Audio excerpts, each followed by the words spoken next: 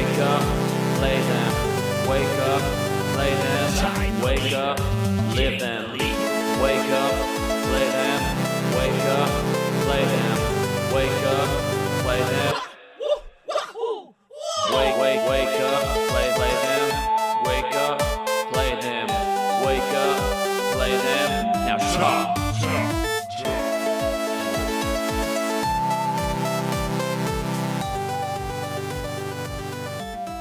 Welcome to the Grizzled Game Cliches. I'm Justin Williams. I'm Matt Stalkop, and we have a great show for you today. But first, we've got a bit of podcast news. We are now on iTunes and Google Play. Woohoo! Be sure to go ahead and subscribe so that you can get our most recent episodes. Be sure to also follow us on Twitter and on our Facebook page for the most recent news about our podcast, as well as any future projects. All of that will be at the end of the cast. Now, with all the admin stuff out of the way, this is Uncredible Telephone, where we talk about the craziest of video game rumors.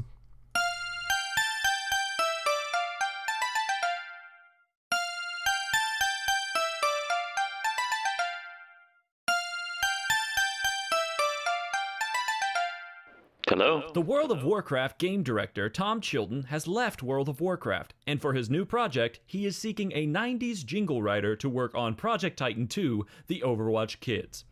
The Assassin's Creed movie is coming out this year, and it's rumored that with every ticket, Ubes will give you a free bag of dog shit. They're quoted as saying, "Our customers have come to expect a certain quality from our products." It's rumored that Call of Duty Modern Warfare Remaster will be released as a standalone game. The origin of this rumor is money. Beyond Good and Evil 2 looks to be in development still at Ubisoft. Many tweets have gone out displaying new concept art of a pig and a girl. Get ready to embrace your inner damsel. Red Dead Redemption has a remaster in the pipeline for 2017. This is what I was waiting for, said no one. NX is rumored to be more powerful than Project Scorpio, or less powerful than two Wii U's stacked on one another, or equally as powerful as the perfume they push through the fans at fast food restaurants. Ladies and gentlemen, good evening. For Grizzled Game News, I'm Matt Stalkop. Our top story tonight is several taken to a new level. Ready for a new Assassin's Creed? Well, you might be waiting a long time. because the Steam sale is looking like a doozy. All right, now we move right along to the news.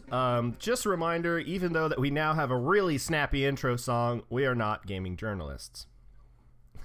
So the first one I want to talk about today, Justin, is, and I don't know if you played this game when you were younger, but Duke Nukem 3D World Tour 20th Anniversary Edition. Oh, man. Yeah, so I know last podcast I was talking about Half-Life being as one of those big games, but another game that was kind of in there would definitely be Duke Nukem. This is really cool. So it's the classic game remastered. I've seen some screenshots. It looks pretty great. There's a new chapter with 8 levels. What I thought was so great is by the original level designers. Music from the original composer. New lines from the guy who did the Duke Nukem voice. But probably the coolest thing about the whole thing, in my opinion, is it's coming to Xbone and PS4. Well, here's what's interesting about that, I think, is that that all seems like, to me, that they're testing, like a marketing team is testing the water. How hard would that be? How much money would they really have to spend, to go out there and get those designers and composers and all that stuff? They're probably trying to bring Duke Nukem back in a big way because of the success of Doom, I'd imagine. Yeah, and also with the complete failure of Duke Nukem Forever, I could see them wanting to go this route. But I'm pretty sure Duke Nukem Forever was not. I don't.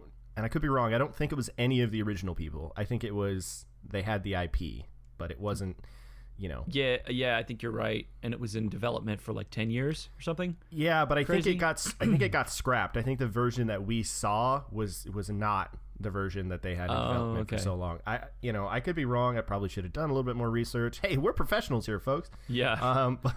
But I'm pretty sure. Either way, Duke Nukem 3D World Tour 20th anniversary. It's 20th anniversary makes me feel old, by the way.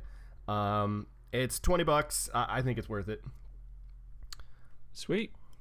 Looks like there are Halloween-themed Overwatch skins. Yeah, they look pretty sweet. Have you seen them? I have not, but I'm planning on getting in on some Overwatch probably this weekend. Yeah, I was thinking the same thing. I haven't been playing enough of that game recently. No, it's really fun in bursts, but then I get over it. Yeah, and that's the kind of game, in my opinion, you need to play with other people. It's not a game that I would personally sit down by myself and crank some hours out, you know. Right.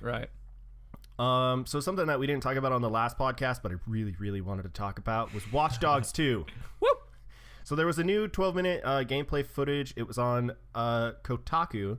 And did you see it? Yeah, I did. Oh, my God. What are your thoughts? Okay, wait. Okay, I saw the campaign mission. Is that the one you're talking about? Yes. Yeah, like where he's like hiding out and just sitting down with a laptop and you're doing everything from like drones and shit. Yeah, and then like at the one point he calls in like a rival gang. Yeah. And, like the gang just comes in and starts fighting, and then he just like casually saunters like through. Yeah. He reports someone or whatever, and they come for what is it? I think it's just the gang. The stories I had read or I listened to someone's experience, I think is what it was, is they were talking about how you can report someone like as a snitch, and then the gang will come and try and get them, and then you can call the cops on the gang, and then they'll just fight each other. Yeah, right? Yeah. How cool is that? I mean, that really kind of gets you into that fantasy of like you're a hacker and you could really just mess around with the world. And I go ahead. Yeah, I love that. I love that they're just like Assassin's Creed 2, right? That they're actually tapping into what people wanted to do in the first game. You know, and even if it's easy hacking, if there's a lot of easy hacking and you can chain it together in a way that is meaningful, then it doesn't matter. It doesn't need to be complex. Yeah, and I guess the one big thing that I took away from that campaign mission is just how much of a hacker you really feel like. Because if you're just some kind of like hacker guy and you're really trying to break in somewhere, you know, you're not going to run in with a gun and start shooting people and do things like that. No, you're going to bring a drone. You're going to bring like the little RC car that he had. You know, you're going to do it all with your laptop, you know? Right. And that is something that I feel like, you know, they're really, you know, embracing with this one. I felt like the last game you were too much like, you know, it was more like Grand Theft Auto as opposed to like you're this hacker guy. They knew what they wanted to do, but the execution, well, the technical execution was awful, but but I would say that the game itself was telling the wrong story as well, and it didn't lend it anything to it, you know.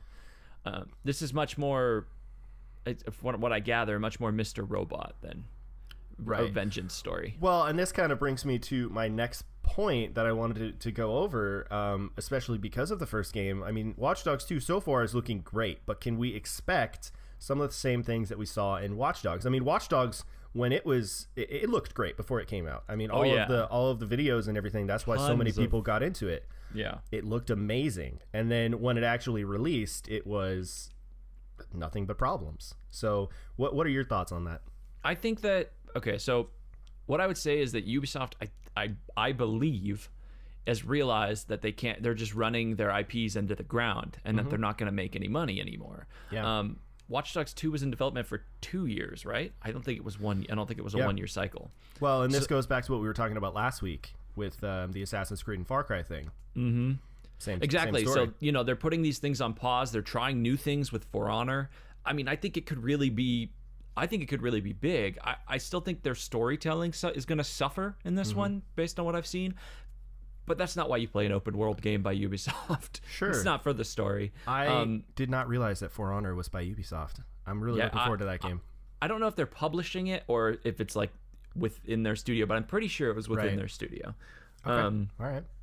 Anyway, I think in terms of technical problems, I don't think we're going to see it. I think if you look at games from that time, tons of games were coming out just broken messes. It was like absolutely. It was a new console. No one knew how to use, like, especially Xbox. No one knew how to use the Xbox in a way that made things look, you know, just stunning. PS4 was, I think, a little bit better for Unity, but it ended up, I don't know, it ended up being that they fixed those things as much as they could, and then they just left the PC part a broken mess. If they don't start targeting PC players, Ubisoft is going to lose a lot of business, because they might take polls and all that kind of stuff and see where they're buying games, but they're not taking into account that people like to mod, people like to turn up the graphics to 11. Like, these are all things that you can do on PC. especially in a game like that. That's where things like the mods and like the graphics and stuff really shine. I mean, look at that GTA 4 mod, that Project I or whatever it's called. Like, it's insane. It looks realistic. That's what people like to do with these kinds of games. Yeah. And I think you're right. I think in a lot of ways, Ubisoft has always put PC gamers on the back burner. At least that's what it has felt like. Yeah, I think they've actually come right out and said it. Like, they're like, yeah, we're not targeting PC. PS4 players right now are the majority.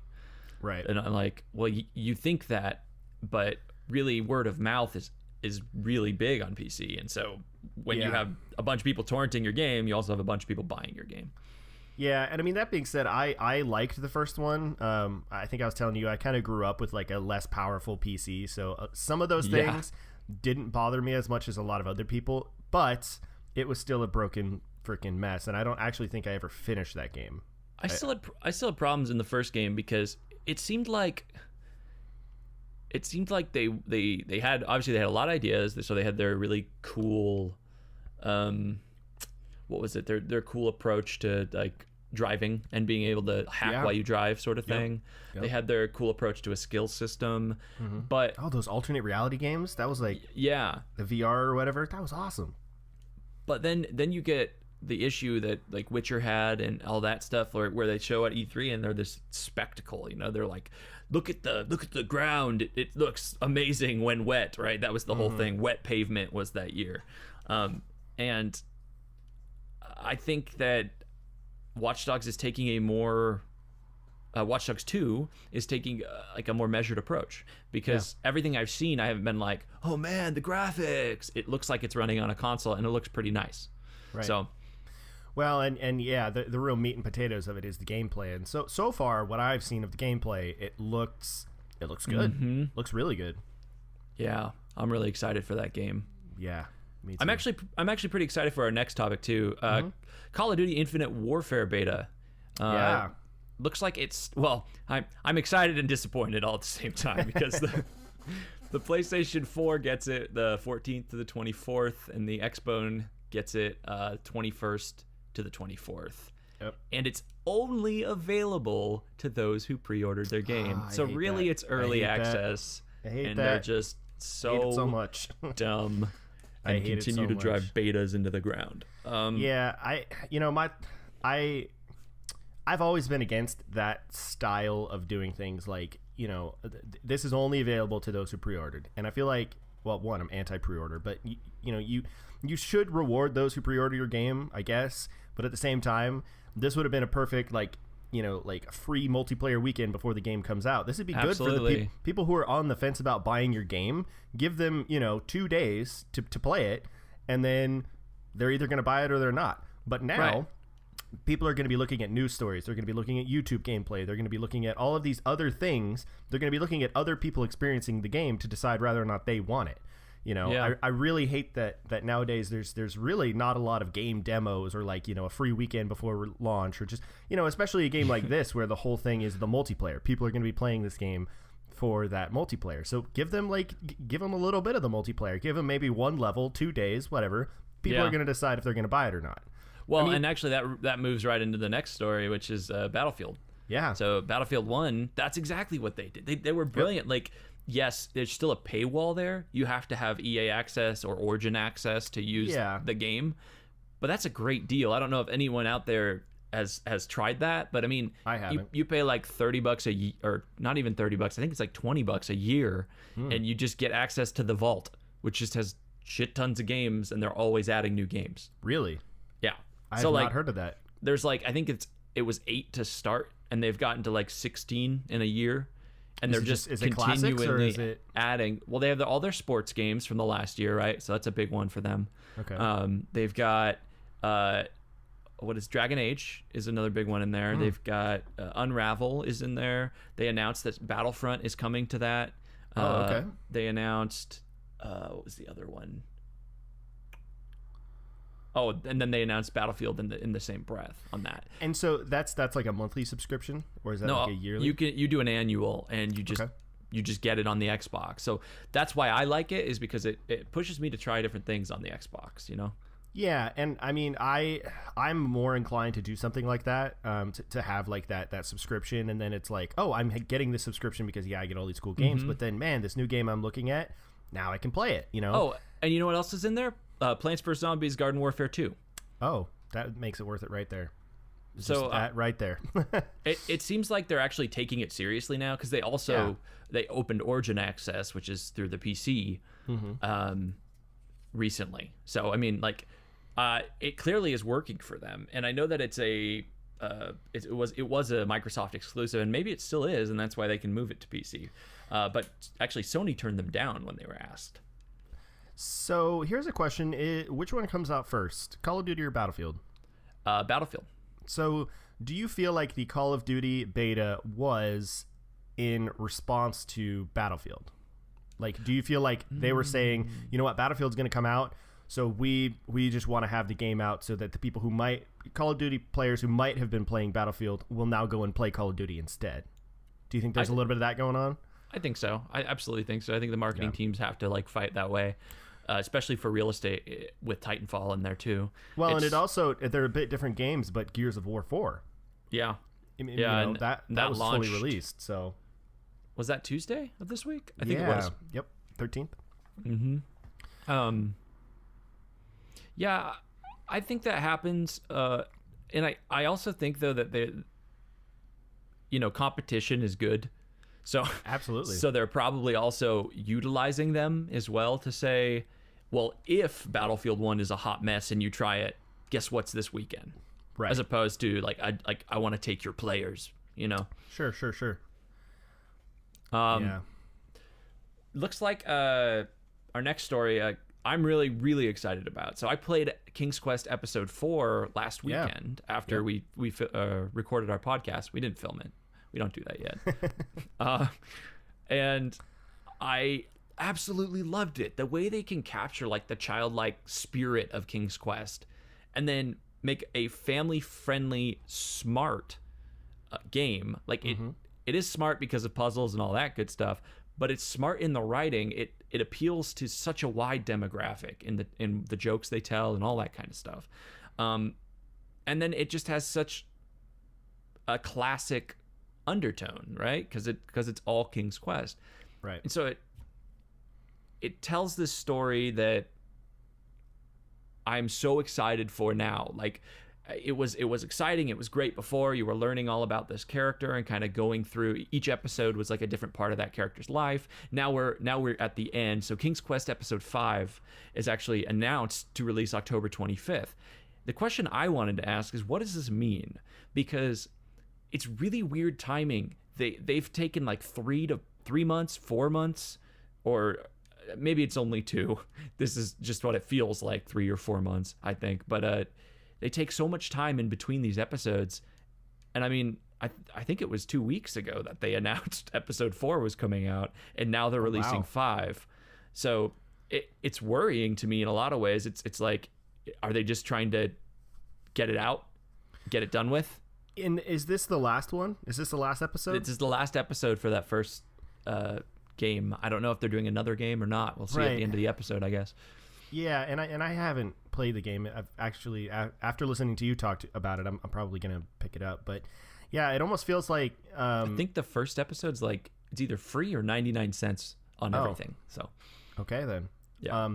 Well, yeah, and I think, you know, maybe they are just trying to push it out there and just trying to get rid of it. Maybe they're also trying to not get lost in the, you know, the holiday season of game releases. Yeah. You know what I mean? Maybe that's a good point. Yeah. Maybe they're trying to say like, okay, well, here's our game. We're going to get it out up front just so it doesn't get lost in all of the, you know.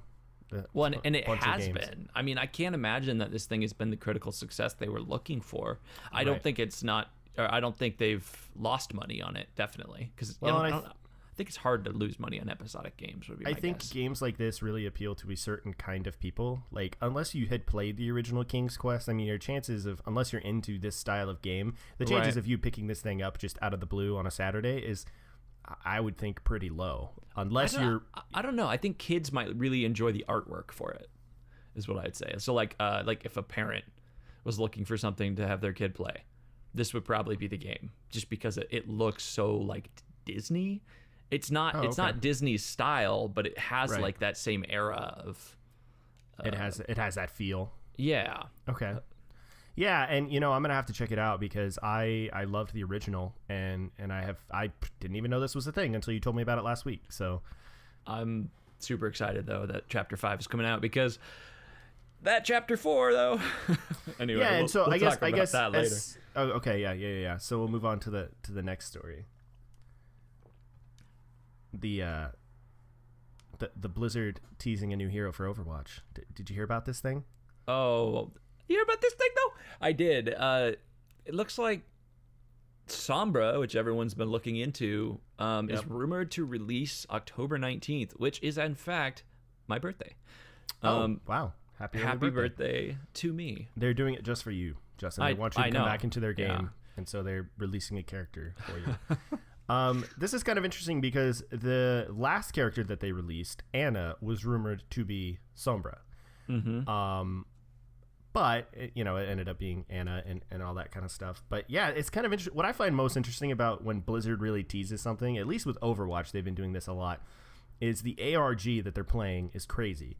Like, they're purposefully putting hints in the game, and people who play the game a lot, like especially streamers and whatnot, they're finding these hints and they're looking for them, and they're piecing all the, putting everything together, the pieces of the puzzle, and then eventually, Blizzard will release the character. And I think that's cool. That's a really great way of a game studio, a big game studio, interacting with their community. Because, I mean, if you think about it, they could not tease new heroes. They could just say, like, okay, next week, this is who you're going to get. This is all of her abilities, and this is, like, her little, League of Legends style, like, character spotlight. But instead of doing that, they're saying, well, maybe we'll make them work for it a little bit. Because, I mean, they're going to release the character regardless. Yeah, absolutely. Like, it was always in the plan, clearly. Sure.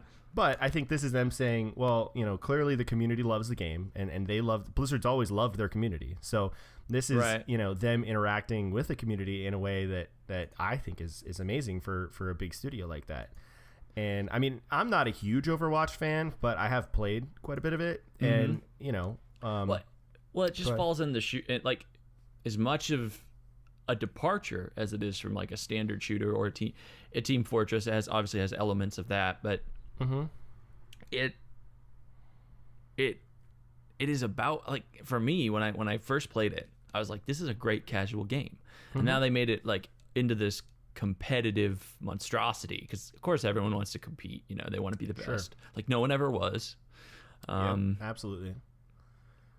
So looks like actually breaking news, kind of breaking news. We don't have this in our list, but I did see that Final Fantasy XIV has had its next expansion announced. Yep. September 2017. Try and get I'm a big Final Fantasy XIV fan. I think they have told, well, I don't know. I'd have to measure Legion against it now, but for me, it was always Final Fantasy XIV's story was way better than World of Warcraft's story, but now they've told it in such a way that it actually has hooked me. So yeah, and I feel like that's because a big part of it was because Final Fantasy XIV focused on the story. I feel like World of Warcraft for a while there lost Final its Fantasy. way story-wise. Well, yeah, and they both have a pretty big storied universe to go off of, but I think it's two different approaches, right? Final Fantasy is story forward, whereas World of Warcraft for a while now, Legion changes the game quite a bit, but for a while it was sort of, yeah, there's a story, but as soon as you hit end-game content, we don't really care about it anymore. Here's the raids, here's the dungeons. Like, whereas Final Fantasy, the bit of it that I did play, it was always story, and everything was the story. Like, everything you did was about the story of the game, and it's the the bigger best universe. Final Fantasy story in years. I hope 15 lives up to it, because Absolutely. It is heavy. I would say it's vaguely more 12 than any other Final Fantasy because it does deal with politics quite a lot. It doesn't do it in the same way as 12, but I think the storytelling is just, it's so masterful. And yeah, they definitely they definitely go for your nostalgia with chocobos, and they added the golden saucer, which is from Final Fantasy VII, which is huge. So this, color me excited. This seems amazing. This is awesome. I knew they were doing this soon because I was like, well, Legion's coming out. They have to announce their next expansion. They have to. Yeah. If and I don't know the statistics, so I could probably be totally wrong on this, but I feel like Final Fantasy 14 is one of the only ones that's not necessarily standing up to Legion or World of Warcraft, but it's definitely one of the more played MMOs these days. I think it's actually World of Warcraft at the top, and then it's Final Fantasy 14, and then under that is it's Guild Wars? Neverwinter. Oh, Neverwinter. Okay, yeah, Neverwinter I believe is super popular because that is on all 3 platforms. You know what I mean? So I could see that, but. Yeah, well, I hope all the best for them. Like I said, I personally am not a huge Final Fantasy fan, but I did play 14. It was good, and I personally would. I wish there was another big MMO out there to push Blizzard further. Like I feel like in almost a lot of ways, Blizzard has gotten. And especially with their last expansion, they're like, well, we're the biggest MMO. What are you going to do? Go play something else? Right. Like, what else are you going to go play? Like nothing else has, you know what I mean? Something to be said for Final Fantasy 14 is that the pacing, that's what's really hard, is that because it's so story driven, it feels slow at times. And then what especially feels slow when you go back and start another character. But I think you got to like 20 something, right? Yeah, I was, yeah. The end game of the game is not just about dungeons and raiding. It's about story, and it's about you in the limelight of that story. Yeah. So it does something entirely different. And I would say that Heavensward approaches, which is the first expansion, approached that in a way that continued that momentum from the first campaign at the end of it. And the other thing about Final Fantasy is if you like story, they patch the crap out of that game.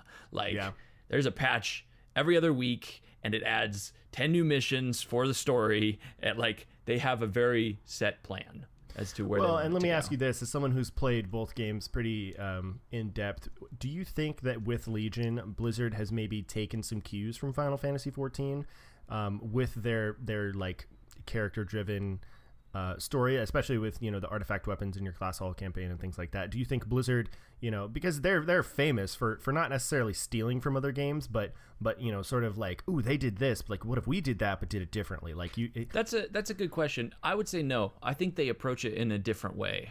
Okay. So like you always feel like a badass and you always feel like the center of the story in Legion, but it's not necessarily. Like your impact isn't present in a way that it is in Final Fantasy 14. Okay. Your impact is definitely present later on in Legion, but to begin with, Yeah. You also, there've been just so many more expansions, so they had to go in this way that was like more focused, more class driven, more what are the best parts of our game, I feel like. Yeah. Anyway. What are you playing this week, Matt? Oh man, it's been an interesting week. I was sick on Monday. It was kind of that sucks. I was also sick on Monday. Yeah, it's something's going around, but after it's a plague, new plague. After last week, I decided to pick up Stardew again, Stardew Valley, and what's interesting about it is that they've added a lot of new stuff, but it's still the same game. Like let me rephrase that. Like I started on the mining map, okay, because I wanted something new, and I looked at the sort of maps of all of the different ones, and the mining one seemed pretty cool. There's a nice little river that runs through it, and there's like a little fenced off area, and then there's the area where you get your mining stuff, which is awesome, by the way, because you can get a lot of those ores earlier on than you would otherwise. Yeah, and you also get geodes, which is cool because you can then go to the blacksmith and have him crack those open, and already I have like 8 or 9 of those things that you put in the museum. Yeah. So that's really nice, and you get a couple of rocks every day. But I will say that the rest of the game is pretty much the same game. I mean, there's a lot of there was the new marriage prospects that were added. There was it doesn't sound like what he added was like more to the storyline or anything. Like not this. I mean, there was a storyline as little as it was there, but there was something pushing you forward. He did add like a super late game quest with the wizard. Okay. So that's like after like that's late game. And then I know he did add something with the whole like Joja Mart community center thing. If you went that route, like you apparently there's like a building in there that costs like 10 million gold or something like that. So Dang. so there is stuff, but that's like super like end game stuff, you know. And I feel like the in between, there wasn't really much added. Now that being said, the in between is good. Like from the beginning until all that end game stuff, it's still a good game. It's still fun. And I think adding those new farms was just enough to keep it interesting. Plus, you can actually move around your furniture, and I could not remember for the life of me if that was in the game before, but it is now, and it's you could, cool. yeah. I don't know. Maybe he had implemented a new way to do it. Yeah, but I mean, yeah, I've been playing Stardew Valley. Not Nice. like a crazy amount of it, but I've definitely put in So like, probably a good what's 5 your hours. favorite? I guess 3 changes that have happened to the game.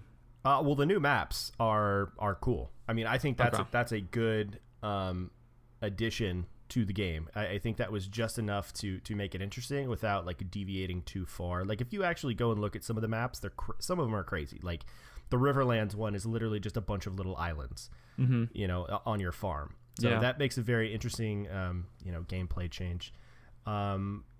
I bet you that the whole loop, the whole gaming loop that you would normally do, which is run into town, get this thing, grab that thing. You just get to stay on your farm and hang out. Well, and I would also say the new buildings. I haven't gotten this far yet, but I was looking at the new buildings that he added, and they look really good. It's just more stuff to do, in a game like this where the meat of it is the stuff that you do. To adding more of that is what keeps it interesting. Well, for so many people, I think this game is really relaxing. And like, Absolutely. the clock just, it's amazing how fast time goes by when you play this game. Yes. But I think that going that route is a good way to improve his game, improve the base game. I think with the multiplayer that he's promised, that's when we're gonna see. Yeah, exactly. That's gonna be the big one. That's gonna be the big one. We should probably see more story at that point. And the question is, like, do you have one farm? Do you have 2 farms? Do you do 2 people spawn together and then the other? I think it's 4-player co-op is what he said. Oh man, I thought it was just 2. I thought it was 2 and it was 1 farm, but I could be totally wrong.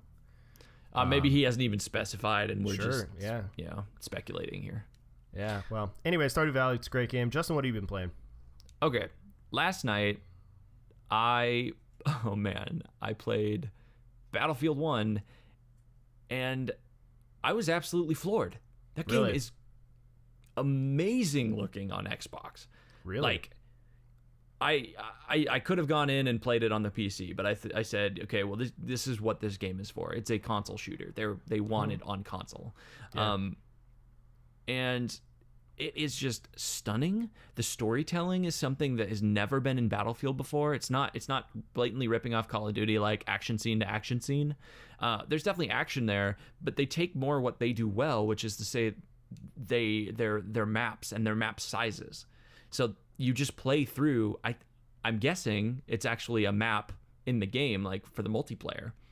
Was this all multiplayer they that have you were are playing? all they have are 2 campaign missions. Oh, gotcha. Okay. And you get 10 hours to do it. Gotcha. And so I played through both of them, but like, here's an instance, right? So I'm in a tank, and what they do is in the beginning, I'm gonna rewind that just a second. In the beginning, basically what happens is they show like all these soldiers' lives that you're going and playing with, and they're like, this is the front line. You're not expected to survive. And then they throw you into the game. Oh boy. And so like, it's a heavy game because World War I was the most brutal war we've ever had because we had no rules. Absolutely. Right. And so jump forward, you're in a tank, you're a different soldier at this point. And you're just driving through this town, and you're avoiding mud because that will get you locked up. Oh, and God. And then you get to this kind of climactic moment where your life is threatened, and cut to you're flying a message controlling a pigeon back to base. What? Like, nothing like that experience right there for me was to say Battlefield 1 is not the game, or Battlefield is not the game you remember it to be. Right. We're going to do something different here. yeah, and so I played the next, and it's still a shooter. It's still Battlefield. Don't get me wrong. The shooting feels really good in this one. I'll say that. Mm-hmm. It's very clear that they took the engine from Battlefront because of how pretty it is, because it was photorealistic in Battlefront. Well, close to, and then someone modded it. But so, man, that game blew my mind.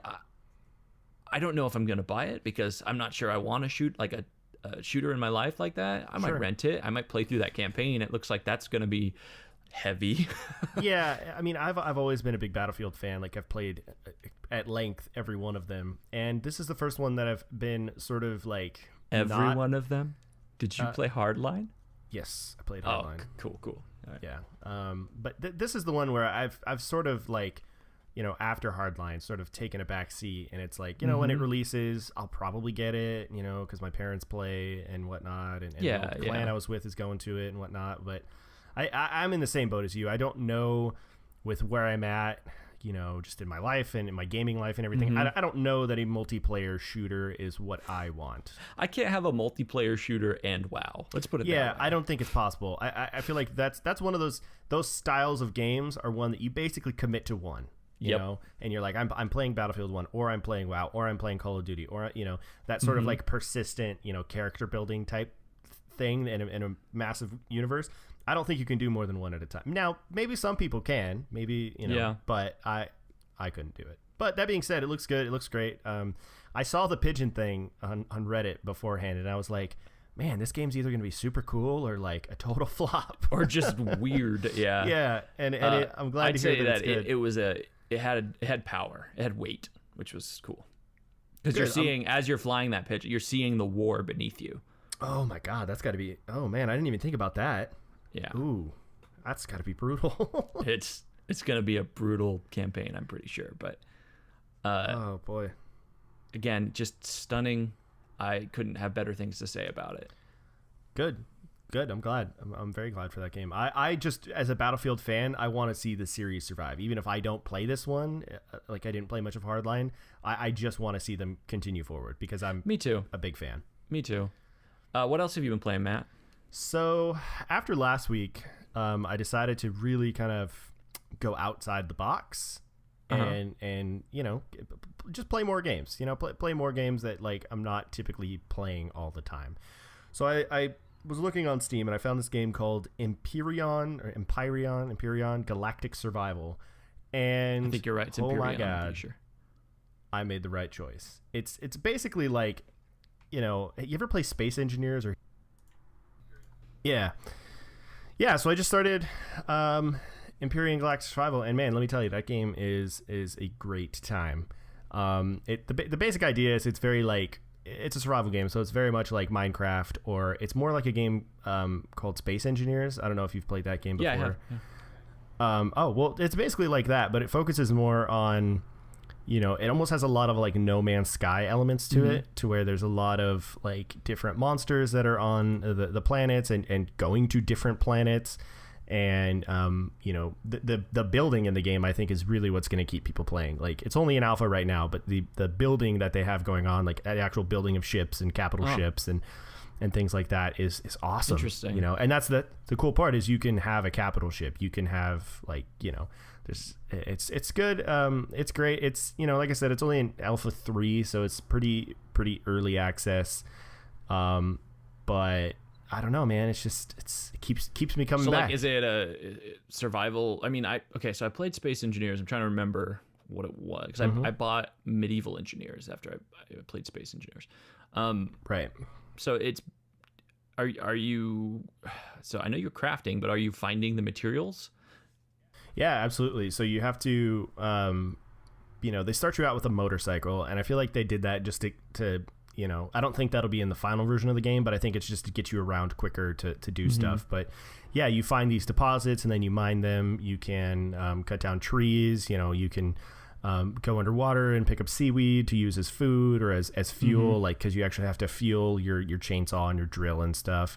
And then there's also a tech tree. So as you level up from collecting things or killing things, you get these upgrade points that you can spend into like basically more, they're blocks or tools or something. So if you want to build a ship, you got to unlock the cockpit and the thrusters and the RCS. And, luckily they give you enough points to where you never really feel like, oh man, do I have to make these hard decisions about what I want? Yeah. Which they may eventually change, but yeah, I'm sure that balance will go all over the place. But the only weird thing that I found so far, and again, this is alpha, but when you leave the planet, there's no transition. You just soar up into the skybox and then you're in space. There's nothing. Weird. And then same thing when you're going back down into the planet, you see the space like 3D image of the planet, and then boom, now you're on also the they planet. kind of do it the Starbound way. Yeah, pretty much. I mean, yeah. just not in pixels. Right. Well, it's good. It's a really good game. I haven't played the multiplayer yet, but I feel like that's when I'm done sort of dinking around in my little single player game. I'm going to maybe find a multiplayer server and just kind of mess around. Because I do feel like those kinds of games are 100 times funner with other people. Yeah. So. Well, I am in love with Thoth. TH. Yeah, tell me about that. TH. That game is really interesting. So I play it in bursts typically because basically it's a twin stick shooter in the style of Geometry Wars almost, with the simple shapes, and it's not as colorful, I would say, but it's a puzzle shooter, which is interesting. So weird. It's not like there's one solution to each puzzle, but there are elements that change in each of the maps that you go into. And it's very much like Meat Boy in terms of spawning. It's just super fast all the time. If you die, you go. If you die, you go. If you die, you go. Like exactly like Meat Boy in that way. And I think that's probably what captured me a little bit, is that I like that. I like the instant spawn. I like, let me try again, right? Because yeah, absolutely. Because when you have something that Thoth isn't that hard. I'm sure it's gonna get there because I think I'm on like level. So you go, I think it's down from 60, and I'm on like 52, and then every 4 levels there's like a boss puzzle. So let me ask you this: what is the? You said it was like a puzzle shooter. What's puzzly about it? What are the puzzle? Elements. So yeah. An enemy will fly at you, right? And then it'll have 2 enemies behind it that are flying at you, and it will always fly at you the same way. So you have to move around the room while shooting that enemy and dodging any obstacles that the level has decided to throw your way. So like one of them is you kill an enemy, and did you ever play Link to the Past? Yeah, absolutely. Okay, so when you get, I think it's the boomerang, and you're in the temple on the mountain, and you have those blocks that go up and down, and they're just kind of like switches. It's very similar to that. So you kill an enemy, and those blocks will pop up. So then you have to change, and you have to change your pattern, and you have to continue thinking. When you shoot, you slow way down. When you stop shooting, you can move really quickly. So there's a lot of like, it's like more, I guess it could be more like a movement puzzle than anything. But I highly recommend it. So when you're shooting at these enemies, does it actually kill them? So like they're kind of like colored squares typically, or parallelograms that are flying at you, and their color will disappear, and they'll turn into like a void block that will chase you. So you kill one, and then it's always going to track you. You kill another one, and it's tracking you as well and trying to hit you. That's not the case in the beginning necessarily. They said they can follow you, but they're not always tracking you. You can't like get them stuck on a wall or something like that. Yeah, it's I think it's pretty cheap, and it's just one of the best indie games I've played in a long time. Well, I mean, it sounds good. I've heard more than one person telling me about it, and I've seen a little bit of the gameplay. I think that's one of those games that unless you just buy it and start playing it, it's kind of hard to describe. It's kind of hard to watch. Yeah, I would almost recommend just going on Twitch, finding someone playing it, and I'm all for the innovation with indie games, man. I'm glad that new stuff like this is coming out. Yeah, and it's improving on old ideas, and I always like that. But I like doing it with a new like face, I guess. Like I'm tired of Call of Duty or any of those games where they improve upon old ideas or they just mess it up. But anyway, they improve upon old ideas and they just use the same skin over and over and over and over again. Like this could just have been a Geometry Wars clone, and it's not. Well, right Yeah. on. I have been playing Black Mesa. Yeah, tell me a little bit about that, and then we'll move into game releases.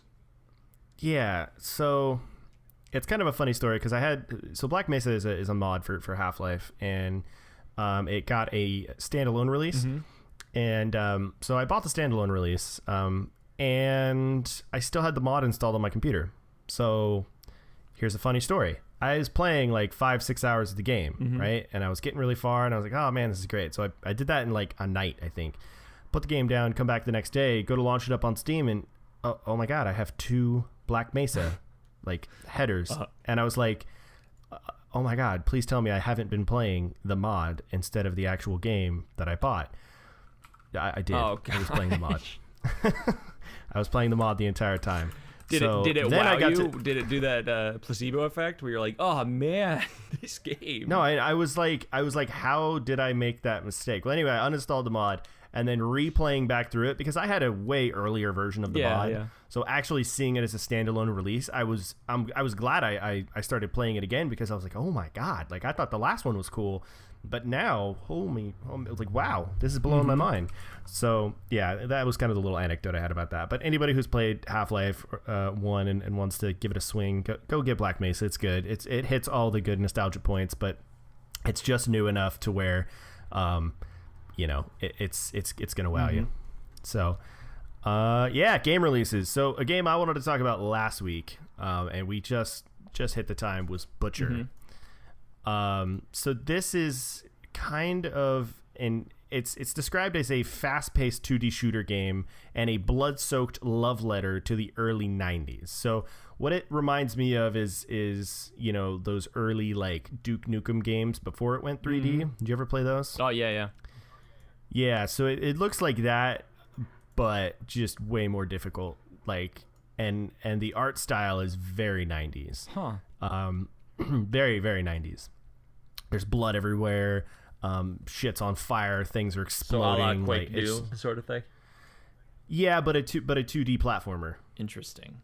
Oh, okay. So it's Yeah. like, oh, weird. Okay. So it is exactly. It's a 2D platformer that's exactly in the lines of like those earlier Duke Nukem games, but it's it is more Quake and Doom. Yeah, I would say, in that it's pretty gritty, and the trailer I saw made it out to seem like an incredibly difficult game. So, well, yeah, that'd be interesting. Looks like we have Viking Squad as well, and that one's out, I believe. Yeah, it is out. And looking Castle Crashers. Just kind of looking over it, it looks really Castle Crashers, but it's described as a 3-player co-op brawler. It actually 3-player, interesting. Looking at it, I really like the art style, and yeah, it is weird that it's not 4-player, but I really like the art style, and I think that it's probably something that I would definitely pick up on sale, but not pay $15 for. Yes. Yeah. Oh yeah, $15. That's a little bit. And they do. I like that they mentioned the local co-op couch play, like right on their little Steam header. I think the more games that do that, the better. Man. That's something that we are much of that severely missing. But yeah, it looks good. It reminds me a lot of Castle Crashers, and definitely. Yeah, like I'd probably pick it up on sale as well. Moving right along, Aragami, a third-person stealth game. So it looks really good. This is another game where I'm really into the art style. It looks sort of like Okami. Oh yeah. It's got that very like look. cell shaded. Yeah, that ink cell shading like look. The reviews seem pretty good on it. It'll be interesting to see. So I know you're a ninja or a ninja assassin. Yep. Okay. I know I was reading a story about one of the problems that somebody had with this game is that you just have this teleport mechanic. But I think it looks a bit more like the blink mechanic from Dishonored. Oh yeah. Which I thought was cool and works perfectly for a stealth game. Interesting. But, so it's part Okami, and it almost looks like part Wind Waker. It's got a lot of these more intricate design work going on especially in his little cape. Yeah, I definitely want to check that one out. Cool.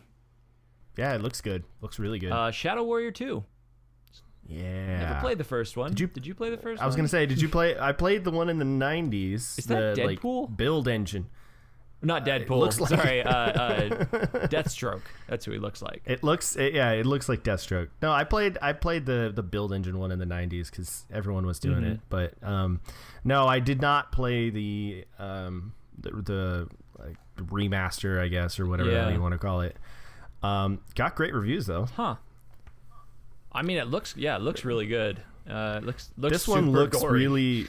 Yeah, well, and that was kind of the point of the first one, was that it was like a non-serious, like, you know, the main character is named Lo Wang. So like, okay. The first game, like, they mess around a lot, but in the build engine, it was super gory. Like, you got a freaking katana, and you can just like slice people, and it looks good. I should probably play the first like remaster game. Yeah. But yeah, that one looks interesting. Our last one this week we have is Cluster Truck. Great name. And I really wanted to mention this one because, you know, we were talking sort of about like innovative indie game design, and I don't know exactly how original this is, but it looks refreshing. I mean, the whole point is you're jumping on these moving trucks. Interesting. Is it moving trucks? It's not. Yeah. Yep. They're so moving. are you just like a first person dude?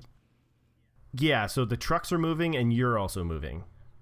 Yeah. So I just love that it says jump your way through insane levels in a game of the floor is lava on top of speeding trucks driven by terrible drivers. Yeah, that looks pretty cool. That's like their little headline. I think for $15, you know, it's probably very entertaining, but also incredibly frustrating. Yeah. I could see myself getting mad at this game a lot. Again, it looks like one of those games. If you spawn quickly, it could be really fun. And that's what it is. Yeah, it's a spawn quickly, like you die, you start over, you die, you start over, you die, you start over, and then you just sort of get in that rhythm of like it's more like a muscle memory type That's game. the name like of Super this Meat Boy. episode. You die, you start over. You start over. You die, you start over. Yes. But the one interesting thing that I thought about, or the one feature that I thought was really cool on this, is they have this thing called Twitch integration. So if you're on Twitch, you can link your Twitch channel, and then your viewers can do stuff to you. I'm not 100% sure on what they can do, but it's like they can spawn in, like, because there's a lot of different, like, mutations. Yeah, or so like, maybe they can kind of control the like, environment at you. Yeah. Interesting. So exactly. So it looked pretty interesting. Well, cool. So that's all the time that we have today for Grizzled Game Cliches. Check us out on social media, grizzledgamercliches@gmail.com, at Cliche Gamers for Twitter, Grizzled Game Cliches on Facebook. Thanks for listening, guys. Thank you.